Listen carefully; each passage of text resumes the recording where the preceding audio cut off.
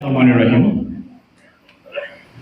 আজকে নারায়ণগঞ্জ দোকান মালিক সমিতি, জেলা দোকান মালিক সমিতির উদ্যোগে যে পুনর্মিলনী এবং মরণোত্তর সম্মাননা প্রদান অনুষ্ঠান, এই অনুষ্ঠানের মাননীয় প্রধান অতিথি আমাদের সম্মানিত সভাপতি এবং আমাদের সাথে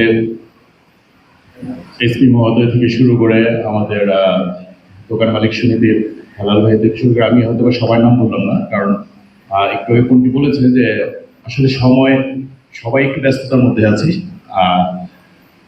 সবাইকে শুভেচ্ছা জানাচ্ছি এবং আমার মঞ্চের সামনে যারা উপস্থিত আমার দোকান মালিক ভাইরা এবং সাথে অন্যান্য গেস্ট আছেন এবং সাংবাদিক ভাইরা, সবাইকে আসসালামু আলাইকুম। আজকে যেই অনুষ্ঠানটা হয়েছে পুনর্মিলনীর সাথে সাথে তার একটু আগে একটা মরণোত্তর সম্মাননা যেই অনুষ্ঠানটা হয়েছে সেটার মধ্যেও আমি বলতে চাই যে ওই অনুষ্ঠানের ভিতরে আমাদের অনেক প্রিয়জন দুনিয়া থেকে চলে গেছে, যে এই দোকান মালিক সমিতি কমিটি থেকে শুরু করে অনেক মালিকরা যারা নাকি আসলে খুব ভালো কাজ করেছে, মানুষের মন জয় করে জীবদ্দশায় অনেক কিছু করে গিয়েছে।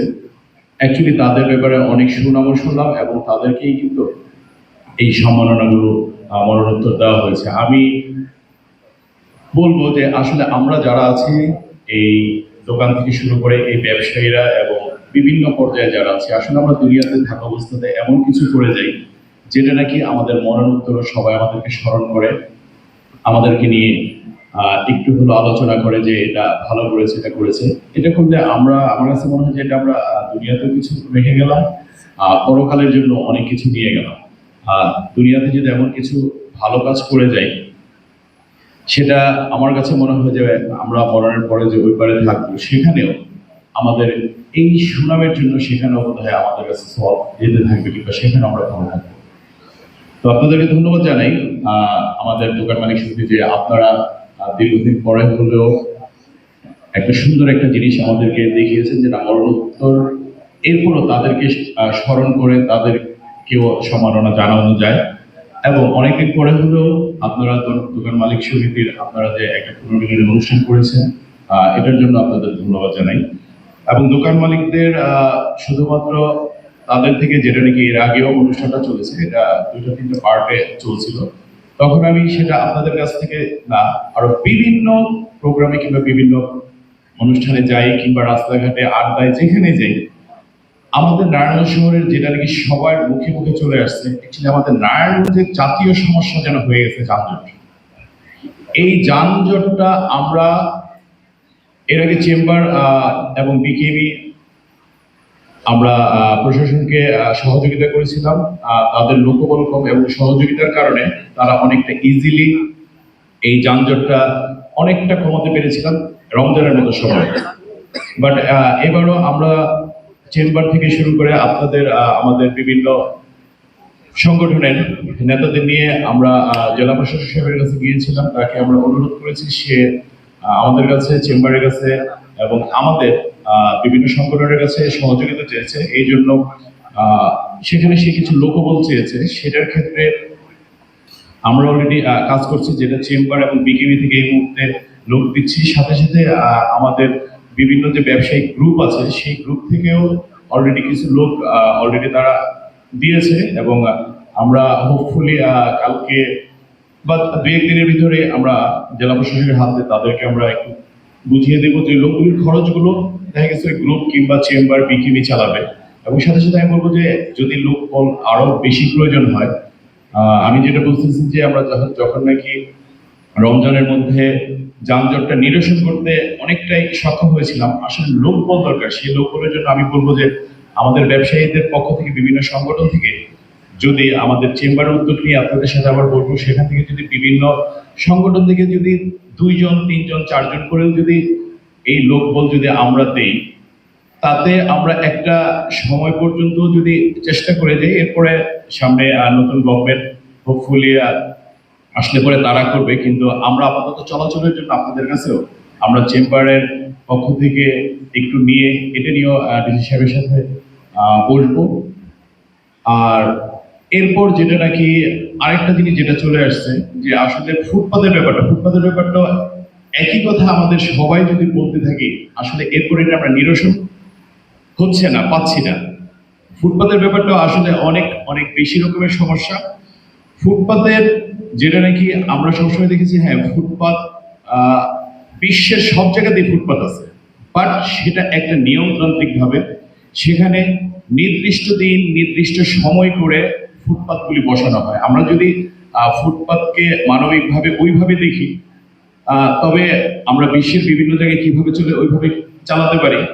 আর মানবিকভাবে যখন নাকি ফুটপাত উঠাতে যাওয়া হয় বা ফুটপাত কি করতে যাওয়া হয়, তখন মানবিক দিকটাই সবচেয়ে বেশি করে চলে আসে। মানবিক দিক থেকে যদি চলে আসে, তো ফুটপাতের অসুবিধা আমরা যে যেই ধরনের কষ্টে অমানবিক অবস্থাতে আমরা যে আছি, তো সেই জিনিসটা কি মানবিকতার মধ্যে পড়ে না? শুধু কি ফুটপাতের যারা আছে তারাই মানবিকতার ভিতরে পড়ে, কিন্তু আমরা যারা এই শহরে চলছি তারা কি আমরা মানবিকতার ভিতরে পড়ি না? তো এই ক্ষেত্রে আমি যদি আমার দোকান মালিক ভাইদের বা মার্কেটের মালিক ভাইদেরকে যদি আমি একটু পরামর্শ দিই, আমি জানি না এতে আবার কোনো ধরনের সমস্যা কিংবা কিছু হলে, পরামর্শের ক্ষেত্রে এটা হচ্ছে যে আমাদের দোকানের সামনে যারা নাকি আপনারা বললেন যে আমাদের দোকানের সামনে ফুটপাত বসে, আমাদের দোকানে আচ্ছা আমাদের দোকানের আঙিনাটা এটা তো আমার আঙিনা, আমার দোকানের সামনে যে যদি স্ট্যান্ড হয় কিংবা সেখানে যদি গাড়ি ঘোড়া রেখে দেয়, সেটা যদি আমরা দোকান কিংবা মার্কেট মালিকরা যদি বলি যে এখানে ফুটপাত বসতে পারবেন না ভাই, এটা আমাদের জায়গা, আমাদের আসতে হবে যেতে হবে, এই জিনিসটা যদি আমরা প্রত্যেকটা দোকান থেকে বা প্রত্যেকটা যাদের যতটুকু জায়গা আঙিনাটা আছে সেই জায়গাটুকু যদি আমরা পরিষ্কার পরিচ্ছন্ন রাখি, সেই জায়গাটাকে যদি আমরা যানজট রাখি, ফুটপাত মুক্ত রাখি, সেই তাতে হলেও তো অনেক জিনিস কমে আসে। সেটাও তো আমরা করতে পারি। এটা যদি আমরা জেলা প্রশাসক হিসেবে সাথে আলোচনা করে হয়তোবা আমরা ভয়ে হয়তোবা করি না যে সেটা উঠাতে গেলে আমরা ব্যবসায়ী যারা অরিজিনাল ব্যবসায়ী আছি, আমরা আসলে কোনো ঝামেলায় জড়াতে চাই না। এই ঝামেলায় হয়তোবা জড়াতে চাই না দেখে আমরা তাদেরকে তো ইচ্ছা করলেই খুব ধমক কিংবা আমাদের সামনে এটা বসতে গেলে উঠাতে পারি, কিন্তু আসলে আমরা ঝামেলায় জড়াতে চাই না দেখে আমরা হয়তো ওইভাবে করে করছি না। আর আমি চেম্বারের পক্ষ থেকে এইভাবে বলবো যে আমার এই দোকান মালিক সমিতি থেকে শুরু করে বিভিন্ন দোকান যাদের ট্রেড লাইসেন্স এবং যারা নাকি ট্যাক্স সবকিছু দিচ্ছে এবং যারা আমার চেম্বার অফ কমার্সের মেম্বার, তারা যদি এইভাবে অসুবিধা হতে থাকে এবং তাদের ব্যবসা যদি এইভাবে করে নষ্ট হয়ে যেতে থাকে, যে সমস্ত কারণগুলো আপনারা বললেন, আমরা ট্যাক্স দেব, ভ্যাট দেব, আমরা বিভিন্ন সংগঠনের সবকিছু করবো, আমাদের গভর্নমেন্টের কাগজপত্র সবকিছু থাকবে, এভরিথিং আমাদের খরচ বেশি, সবকিছু বেশি, কিন্তু তারা যদি ধ্বংস হয়ে যেতে থাকে, অ্যাজ এ চেম্বারের ভাইস প্রেসিডেন্ট হিসাবে বা আমরা চেম্বার তাদেরকে ধ্বংস হয়ে যেতে দিব না। তারা যদি কোনো কঠোর ব্যবস্থাতে যায়, আমরা চেম্বার তাদের সাথে, আমরা কিন্তু একযোগে আমরা সেইভাবে যাব। গেলে পরে তখন হয়তো আপনারা বলতে পারেন যে আচ্ছা ঠিক আছে এখন করতেছি কিংবা দিস এন্ড দ্যাট, কিন্তু আমরা কিন্তু চেম্বার অফ কমার্স সব সময়, যেহেতু ব্যবসায়িক একটা প্রতিষ্ঠান আমাদের সংগঠন, এই সংগঠন ব্যবসায়ীদের সাথে সব সময় তাদের সাথে, তাদের পাশে, তাদের সুবিধায় অসুবিধায় সব সময় থাকবো। আপনারা যে কোনো সময় ব্যবসায়িক যে কোনো ধরনের সমস্যা হলে আমরা চেম্বার আপনাদের আমাদের কাছে আসবেন বা আমরাও খবর নিই, সেটা সমাধান ইনশাল্লাহ হবেই। এবং আমি ডিসি সাহেবের ব্যাপারে যদি বলি যে গ্রিন অ্যান্ড ক্লিন যে ব্যাপারগুলো, হয়তো আমার বক্তব্য বড় হয়ে যাচ্ছে, আমি আরেকটু ছোট করার চেষ্টা করছি। যে গ্রিন অ্যান্ড ক্লিনের ব্যাপারে যদি আসে, তো সেই ক্ষেত্রে আমি বলবো যে গ্রিনের ক্ষেত্রে আমাদের ডিসি মহোদয় অনেকগুলি কার্যক্রম নিয়েছে, গ্রিনের ক্ষেত্রে সে সফল। 100 না, আমি যদি বলি 100%-এর উপরে যদি বলা যেতে পারে, আমি বলবো সেটা তো সফল।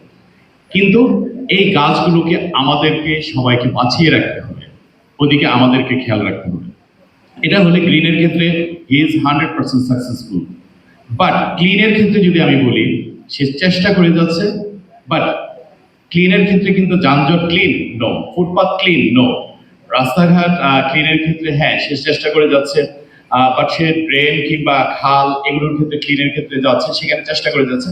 বাট সেখানে আমি বা আমরা নারায়ণগঞ্জবাসী ব্যবসায়ীরা আশা করব আপনি যে উদ্যোগগুলো নিয়েছেন, গ্রিনের ক্ষেত্রে আপনি 100% সাকসেসফুল হয়েছেন, আপনি ক্লিনের ক্ষেত্রেও আপনি যদি সাকসেসফুল হয়ে যেতে পারেন, নারায়ণগঞ্জবাসী সব সময় আপনাকে স্মরণ করবে, আপনার জন্য আমরা যারা বিভিন্ন রকমের ভুক্তভোগী আছি বা বিভিন্ন রকমের সমস্যায় আছি বা এই যানজটটা ফুটপাথটা থেকে যদি আমাদের মুক্ত করে একটু খুব ক্লিয়ার করে করতে পারেন, আপনাকে নারায়ণগঞ্জবাসী চিরস্মরণীয় করে রাখবে। সো আমি কথা আর অনেক বেশি বাড়াবো না, অনেক পয়েন্টই ছিল আমাদের এখানে। আমাদের অনেক অতিথিরা আছে, তারা অনেক সুন্দর সুন্দর বক্তব্য দেবে, ইম্পর্টেন্ট বক্তব্য দেবে। এবং সর্বোপরি কথা হচ্ছে গিয়ে আমাদের জেলা প্রশাসক সাহেবকে, এসপি সাহেবকে কিংবা সবাইকে ধন্যবাদ। এবং সর্বশেষ কথা হচ্ছে গিয়ে চেম্বার নারায়ণগঞ্জ ব্যবসায়ীদের জন্য, নারায়ণগঞ্জবাসীর জন্য, নারায়ণগঞ্জের জন্য স্পেশালি সব সময় আছে, পাশে থাকবে, আজীবন থাকবে। আপনাদের সহযোগিতা, আপনাদের পাশে নারায়ণ শহরকে আমরা সুন্দরভাবে এগিয়ে নিয়ে যেতে পারবো। ধন্যবাদ সবাইকে। আসসালামু আলাইকুম।